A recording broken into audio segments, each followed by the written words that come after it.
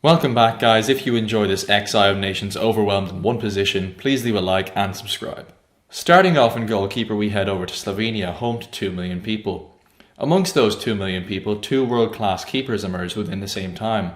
Handanovic of Inter Milan made 81 appearances from 2004 to 2015.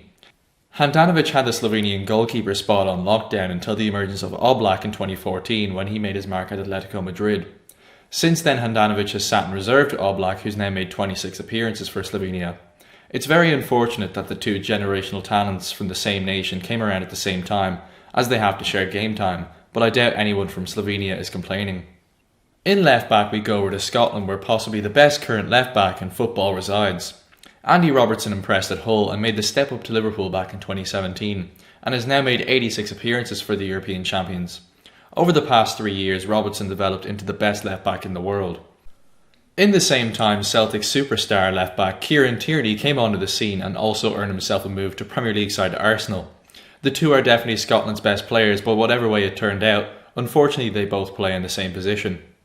Now in right-back we go to the Emerald Isle of Ireland, where Seamus Coleman was snapped up from Irish First Division side Sligo Rovers for a mere £60,000, which is a shout for the biggest bargain in Everton's history. Coleman dominated the right-back position for Everton and Ireland, racking up 256 appearances for club and 56 for country. Irish managers knew the first name on their team sheet would always be Coleman, until the rise of fellow Irish right-back Matt Doherty, who climbed through the divisions with Wolves. Doherty has made a similar amount of appearances for his club at 251. Doherty is definitely more attacking minded as he plays as a wing-back, and it shows in his goal tally sitting on 20.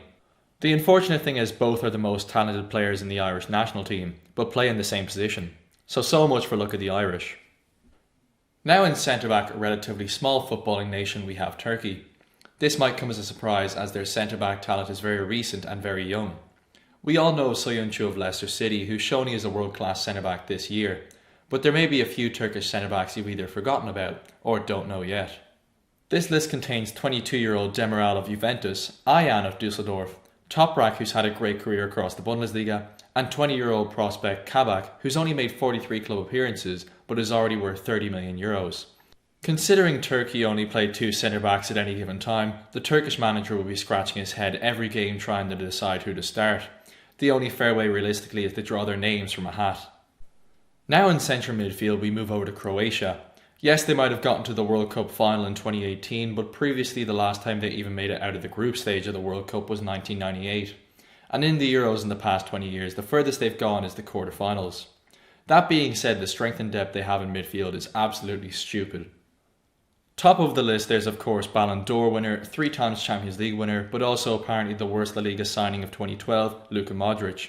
He's also the only man ever to stop Ronaldo or Messi winning the Ballon d'Or, which is almost another trophy in itself.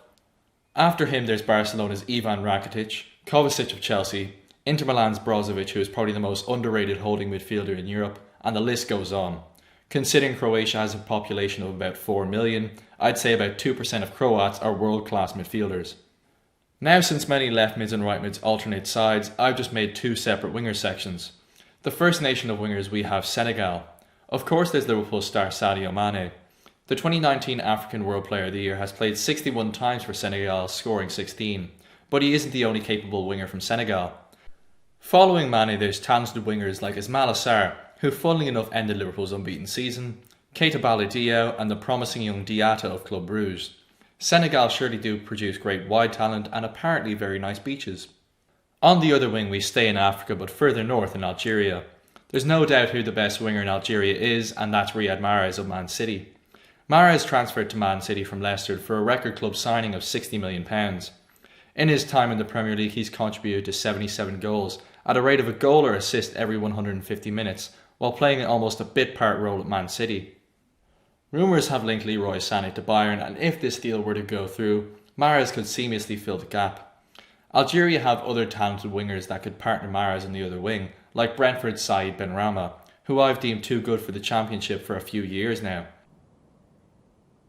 You're goddamn right.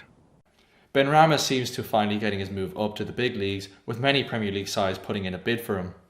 There's even more depth on the Algerian wing, as the likes of Atal playing at Nice is showing his talent, and Feghouli is still capable of putting in a performance.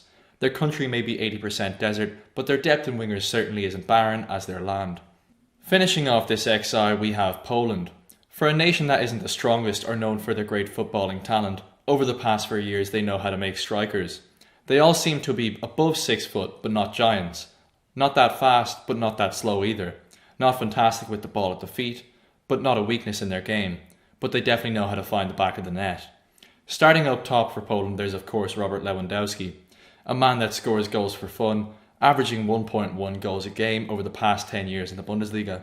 The Pole also sits third in the all-time Bundesliga top goal scorers list. I could make an entire separate video going on about how good Lewandowski is. Moving on to another great Polish striker, there's Napoli's Milik. Milik transferred to Napoli for £29 million, but was very unfortunate with injuries. Since his return, he's been scoring consistently at a good rate of 130 minutes a goal in the Serie A. The depth in Polish strikers doesn't stop there, with Piątek, who recently moved to Bundesliga side Hertha Berlin, and is finding his feet there after a great season last year at Genoa and AC Milan. To sum up, Poland doesn't need to worry in the goal-scoring department for a long time. They might want to focus on their defence more, as Germany just steamrolled past Poland's defence in their last meeting. I'm talking about the Euros, of course. Anyways, thanks for watching. Please make sure to leave a like, subscribe for more, and let me know in the comments below if I missed anything, and I'll see you next time.